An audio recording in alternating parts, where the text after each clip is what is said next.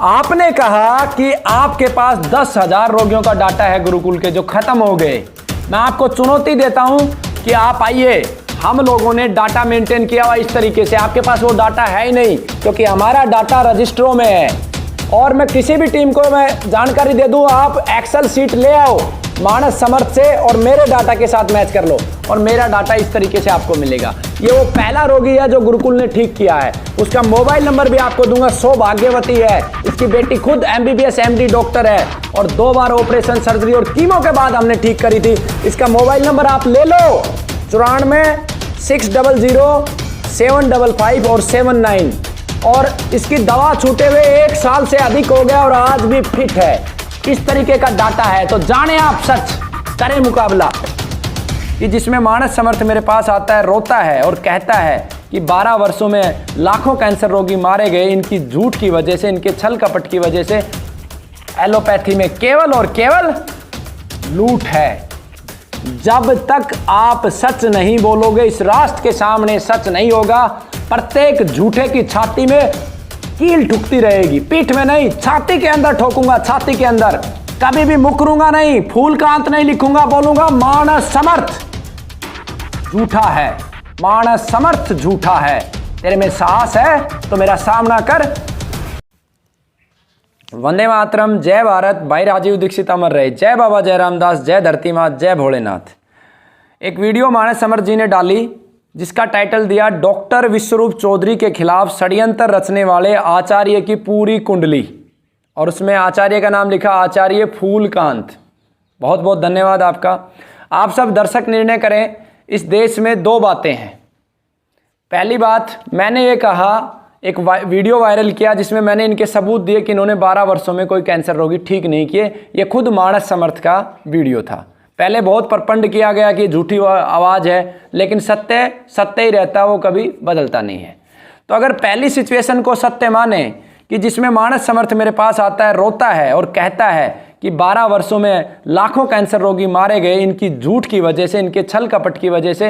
Hymns के अंदर कितने किडनी डायलिसिस के पेशेंटों को साथ खराब किया जा रहा है, लूटा जा रहा है। अगर ये पहला सत्य माने तो षड्यंत्रकारी कौन? आप, मानस समर्थ जी और विश्वरूप चौधरी। ठीक है, इस बात को भूल जाते हैं। अब ये मानते हैं कि जैसा आपने कहा कि हमें एक फिल्म बनानी थी और ये स्टोरी रिलीज करनी थी, इस बात को मैं सत्य मानता हूं। इस बात को भी अगर मैं सत्य मानूं तो आप मेरे पास आए, छल कपट से आपने वीडियो बनाए घर पे कैसे रोगी ठीक करने हैं, छल कपट से आपने इंटरव्यू लिए और मेरा समय नष्ट किया। और जब मैंने, आपने अपनी ही बात से पलट गए, मैं फिर कभी विस्तार से बताऊंगा ओरिजिनल बातें क्या क्या थी। आप अपनी बात से पलट गए जब मैंने सवाल किए आपके गुरु विश्वरूप चौधरी जी से उसके कार्यालय में जाके, तो उन्हें क्या करना चाहिए था? अगर फिल्म ही बना रहे हो तो, अगर फिल्म ही बना रहे होते तो पिछले 12 वर्षों में करोड़ों लोगों ने ये DIP डाइट ली है। आप तो 4th स्टेज को 4 महीने में रिवर्स कर देते हो, ठीक कर देते हो। तो पहली, दूसरी, तीसरी स्टेज के कैंसर रोगी तो लाखों ठीक होने चाहिए थे इस देश में। तो आपको ये करना चाहिए था, 1000 रोगियों का डाटा मेरे सामने रख देते। मैं थोड़ी ना, मैंने तो आपकी DIP डाइट को अपने रोगियों को भी दिया है, अपने जीवन में भी लागू किया है। तो फिर क्या?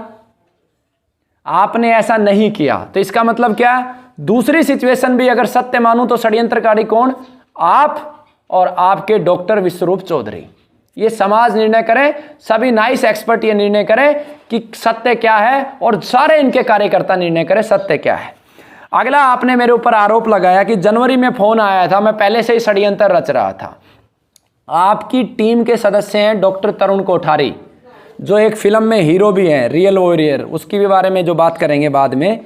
वो 31 दिसंबर को जो सम्मेलन हुआ था, उस सम्मेलन में मौजूद थे। और उनसे पूछो क्या मैंने एक शब्द भी DIP डाइट या डॉक्टर विश्वरूप चौधरी के खिलाफ बोला? और रिकॉर्डिंग मौजूद है। फिर किस आधार पे आप झूठ बोले जा रहे हो? और बहुत सारे लोग उस सम्मेलन में थे। प्रवीण गुप्ता जी मंच संचालन कर रहे थे, जीतू भाई के चैनल पे वीडियो पड़ी है, वो भी थे। किसी से भी XYZ पूछिए क्या मैंने आपके खिलाफ बोला था, ये आपका जवाब। अगला, आपने बोला मेरे पास 10,000 पेशेंटों का डाटा है जो रोगी आचार्य कमलकांत के हैं और जो ठीक नहीं हुए। तो ये जो आप लिस्ट देख रहे हैं, ये लिस्ट जो है आचार्य फूलकांत जी के उन पेशेंट की लिस्ट है, 10,000 के करीब की लिस्ट है जो कि पेशेंट ठीक नहीं हुए। लेकिन मैं किसी कारणों से इनकी बहुत ज़्यादा डिटेल नहीं दिखा सकता है, इसलिए मैंने वो दिखाया। ये पूरा इनके पूरी कोड सीक्रेट सब कुछ है। सरासर झूठ। अगर आपके कार्यकर्ता आप ही की तरह लालची और षड्यंत्रकारी हैं तो उनके ऊपर कोई फर्क नहीं पड़ना, लेकिन इस देश के ईमानदार लोग इस बात को जान लेंगे। मैं कहता हूं कि मेरे पास ये रोगियों का डाटा है, मैं इस तरीके के रिकॉर्ड रखता हूं। ये देखिए, यहाँ पे रोगी का मोबाइल नंबर है, या नाम है, उम्र है, और पेट में गैस बनती है, पेट में कैंसर है, सब कुछ लिखा है। आपके पास जो 10,000 रोगियों का डाटा है वो इस रजिस्टरों के साथ मैच कर लो, और इसकी जिम्मेवारी मैं देता हूं आपके जिन पे आपको बहुत भरोसा है, वीरेंद्र जी, जिनका अंत में जो लिखा हुआ है, वीरेंद्र जी को जिम्मेवारी देता हूं। आपका एक्सेल का डाटा लेके मेरे पास आ जाए और मेरे डाटा के साथ मैच कर ले। अगर ये डाटा मैच करे तो मान लेना कि वो सत्य है, अगर मैच नहीं करता है तो ये भी मान लेना कि ये सारे के सारे षड्यंत्रकारी हैं और आज के युग के ये मीर जाफर हैं जो आयुर्वेद को और चिकित्सा पद्धति को नष्ट करने में लगे हुए हैं। अगला आपने कहा कि क्यों केवल विश्वरूप चौधरी जी को टारगेट किया है कि ये डॉक्टर विश्वरूप के पीछे ही क्यों पड़े। ये सबसे बड़ा सवाल ये आता है कि डॉक्टर विश्वरूप के पीछे ही क्यों पड़े। इसका जवाब तो आप ही जानते हैं। आप ही ने मुझे आके कहा कि भैया एक भी कैंसर रोगी ठीक नहीं हुआ है, DIP डाइट झूठी है।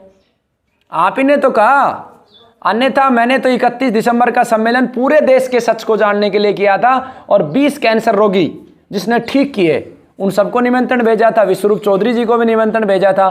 बहुत सारे वैद्यगण नहीं आए, मैंने किसी के लिए कुछ नहीं बोला।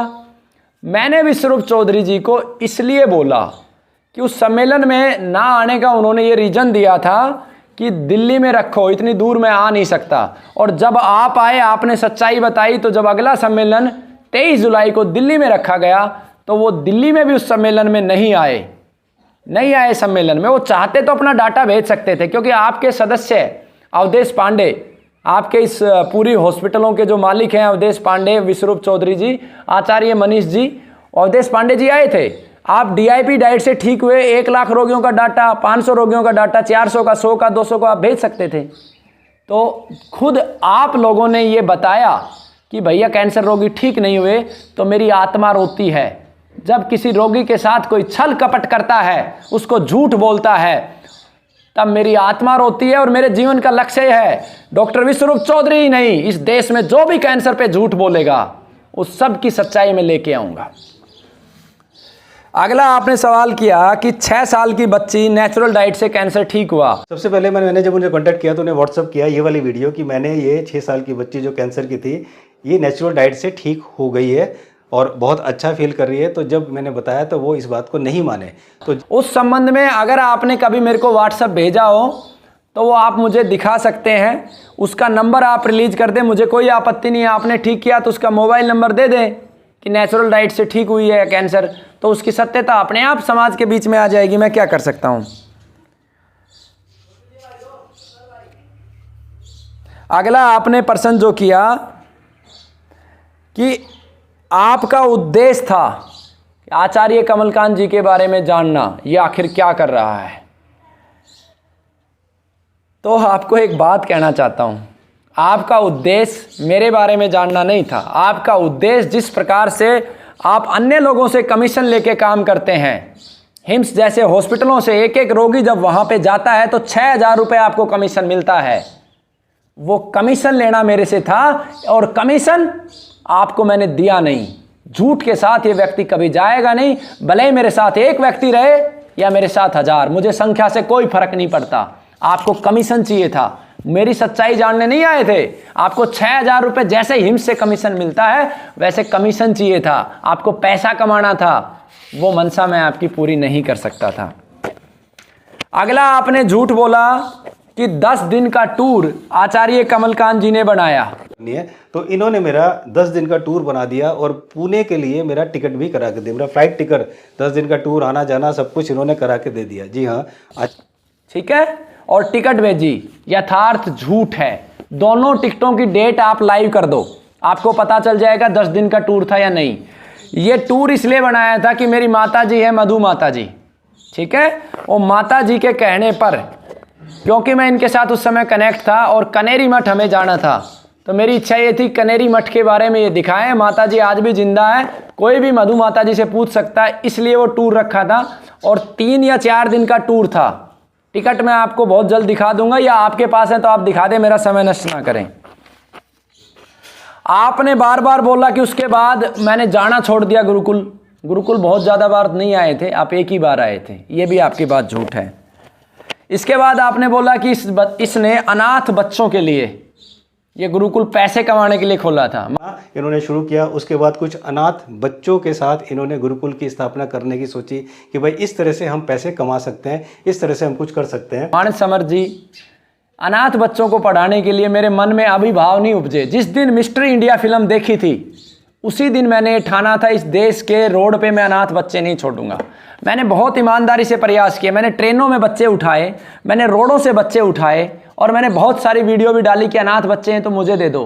लेकिन दुर्भाग्य इस देश का ये है कि जो रोड पे बच्चा भीख मांग रहा है उसका पिता पीछे बैठा है, उसी से भीख मंगवा रहा है। और मैं आपसे प्रार्थना करता हूँ, मैं आपके द्वारा किया गया सारा छल कपट माफ़ कर दूंगा। परमात्मा माफ़ करेगा नहीं करेगा वो तो अलग, लेकिन मैं अपनी आत्मा से माफ़ कर दूंगा। अगर आपने मुझे 100 अनाथ बच्चे दे दिए तो मैं तड़फ रहा हूँ अनाथ बच्चों के लिए, मुझे दो ताकि मैं उन्हें पढ़ा लिखा के कर सकूँ। और आप अपने चैनल पे वीडियो भी डालें, मेरी आपसे कोई द्वेष नहीं है कि इस गुरुकुल में अनाथ बच्चे जाएं। आप 100 अनाथ बच्चे दे दो, मैं आपके सारे छल कपट माफ़ कर दूंगा। अगला आपने क्या बोला, गुरुकुल की स्थापना के लिए आपने वीडियो में डाला गुरुकुल की स्थापना 2019 में हुई। तो इन्होंने 2019 में गुरुकुल में 25-26 बच्चों के साथ इन्होंने गुरुकुल की शुरुआत करी। राजीव भाई गुरुकुल के नाम से, राजीव दीक्षित गुरुकुल के नाम से शुरुआत करी।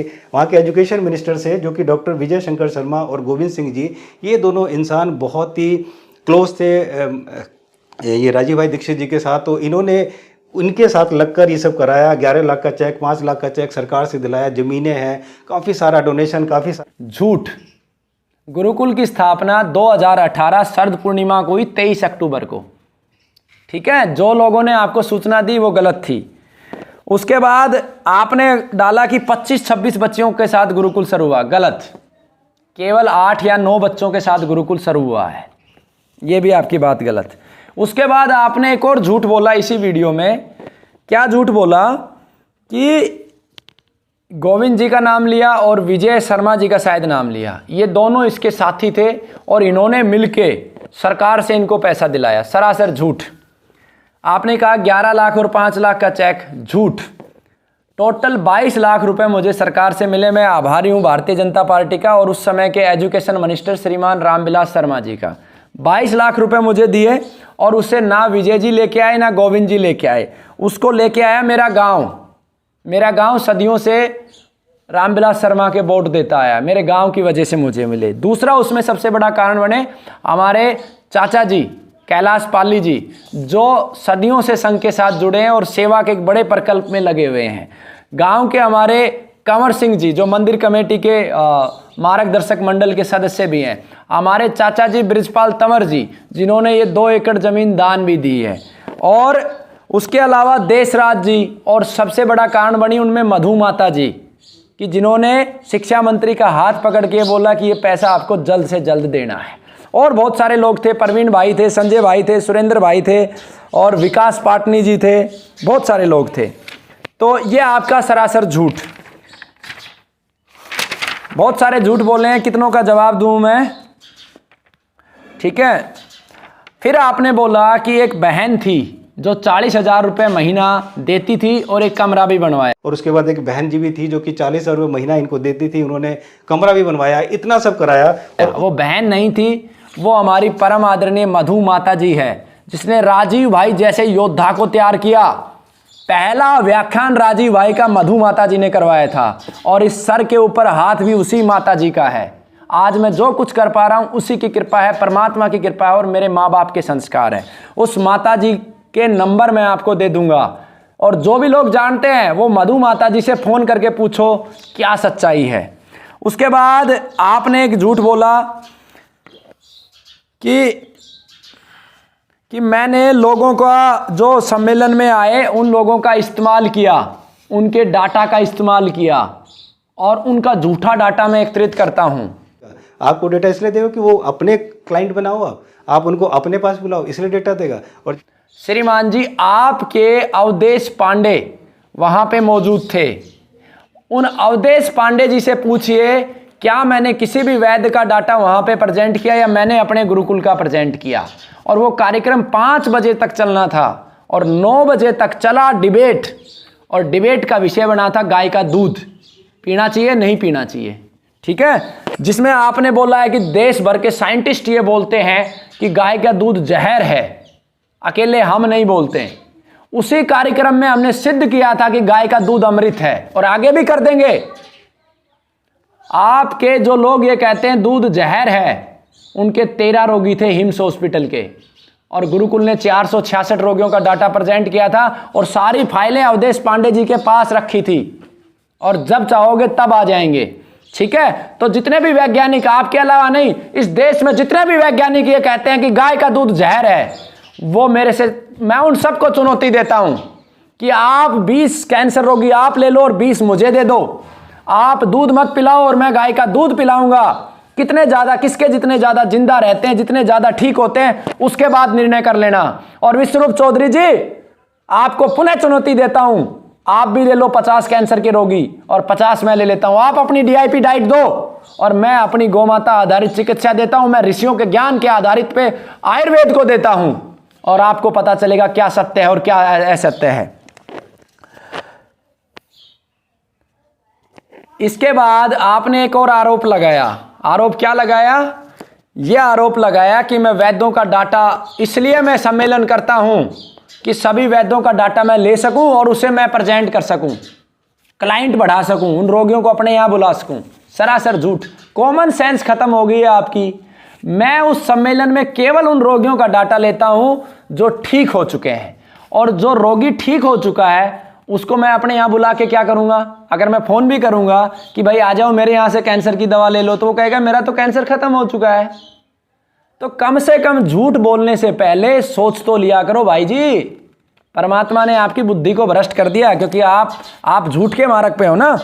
तो ये आप सभी वैद्य निर्णय करें। मेरा सम्मेलन करने का एक ही उद्देश्य है, इस झूठ की वजह से मैं भारत के 300 से अधिक वैद्यों के पास अपने परिवार के लोगों को चिकित्सा करवाने के लिए लेके गया हूं। कोई कहता है 50,000 ठीक कर दिए, कोई कहता है चुटकियों में ठीक कर दिए, कोई कहता है 1,000 ठीक कर दिए। और इस सम्मेलन में पहली बार देश के सामने सच्चाई सामने आई, क्या स्थिति है। और मैं इस सम्मेलन में शामिल प्रत्येक वैद्य का धन्यवाद करता हूं, और विशेष रूप से अवधेश पांडे जी का।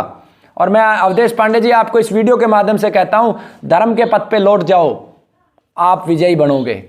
सच्चाई को स्वीकार करो, आप विजय होंगे। आप कितने भी पैसे ले लो, विश्वरूप चौधरी जी, अवधेश पांडे जी, मानस समर्थ, आप सोने के बिस्कुट खा लो, लेकिन अंत में एक ही सत्य है, मृत्यु। उसे कोई नहीं हरा पाया है। तो मेरा सिर्फ सम्मेलन का एक ही उद्देश्य है, देश को सच पता चले, किस वैद्य ने कितने कैंसर रोगी ठीक किए। और इन सम्मेलनों में वही वैद्य आएगा जो सच्चाई का प्रतीक होगा। और जब सच्चे लोग आएंगे तो एक टीम बनेगी और वो टीम काम करेगी। और आपने जो सम्मेलन पे प्रश्न चिन्ह उठाया, उस सम्मेलन के बाद जो टीम बनी, उस टीम ने बहुत कुछ निचोड़ के निकाला है। वो 30 नवंबर को आपको दिखाएंगे क्या निकाला है, और आगे भी जो सम्मेलन होंगे उनमें आपको दिखाएंगे। उसके बाद आपने कहा कि आरोप प्रत्यारोप किए आपने बहुत सारे कि भैया मैंने जो है शुरुआत की, मैं षड्यंत्र कर रहा था, वो तो सारे आप ही ने किए थे।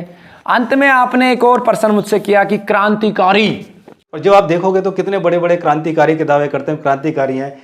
ये क्रांतिकारी तब कहाँ थे जब डॉक्टर VRC कोविड के खिलाफ पूरी दुनिया से लड़ाई कर रहे थे, पूरी दुनिया की एलोपैथी लॉबी से लड़ाई कर रहे थे, तब ये क्रांतिकारी कहाँ थे? इनसे आप पूछिए, ये क्रांतिकारी कहाँ थे जब फिटल बोवाइन सीरम, गाय के बच्चे के हार्ट से जो ब्लड निकाल के जो उसको इस्तेमाल किया जाता, तब ये कहाँ थे? और अगर ये कहते हैं कि मुझे पता नहीं था, तो आप किस बात के क्रांतिकारी हो कि देश में आग लगी है और आपको पता ही नहीं कि प्रॉब्लम क्या है? हाँ, मैं क्रांतिकारी हूं, और आप सबके सामने आप ही के मुख से सच उगलवाऊंगा। जिस तरीके से इतने सारे झूठ आपके ही मुख से मैंने सिद्ध कर दिए, ऐसे ही प्रत्येक झूठ को आपके ही मुंह से कहलवाऊंगा। हूं मैं क्रांतिकारी। आपने क्या आरोप लगाया कि कोरोना पे क्या किया?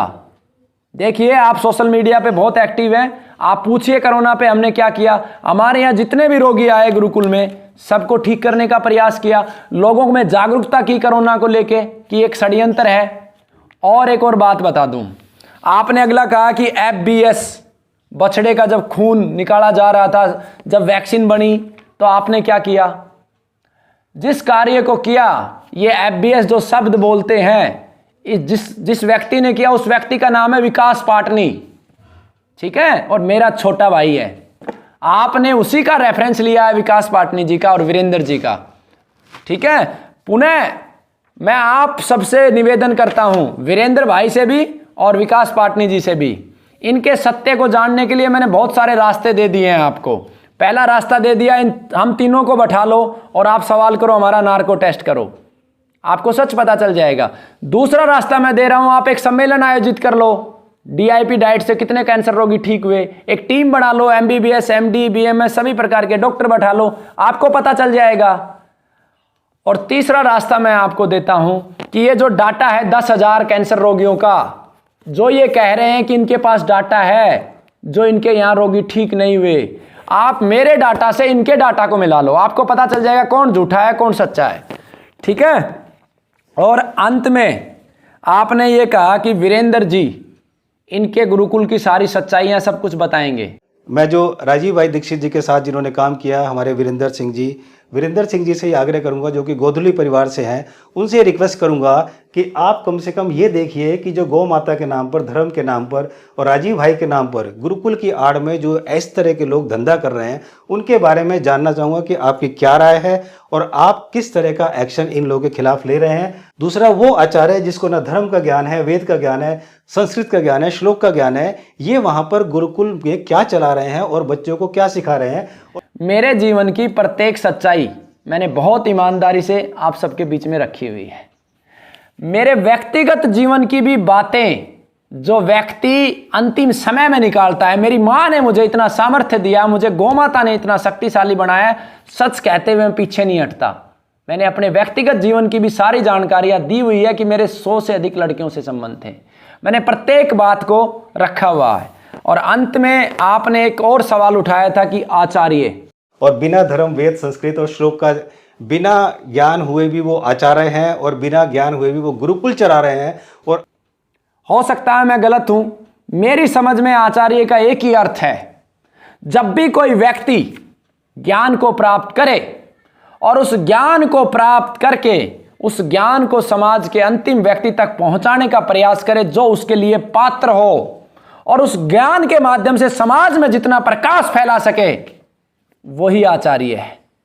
मुझे वेदों का ज्ञान नहीं है, सत्य बात है, मैं संस्कृत का एक मंत्र भी नहीं बोल पाता, सत्य बात है, लेकिन मैंने ऐसा सोच के कि इस पथ पे मैं आगे बढ़ रहा हूं, मैं चिकित्सक के कार्य में आगे बढ़ रहा हूं, और जितना मैंने ज्ञान चिकित्सा से प्राप्त किया, उस ज्ञान के माध्यम से जो मैंने अनुभव किया कि इस राष्ट्र में चिकित्सा के नाम पर सबसे बड़ी झूठ और लूट है, और झूठ केवल एलोपैथी में नहीं, एलोपैथी में केवल लूट है, झूठ सबसे अधिक इस डाइट के सिस्टम में है, आयुर्वेद में है, होम्योपैथी में है, नेचुरोपैथी में है, यूनानी में है, सिद्धा में है, योगा में है।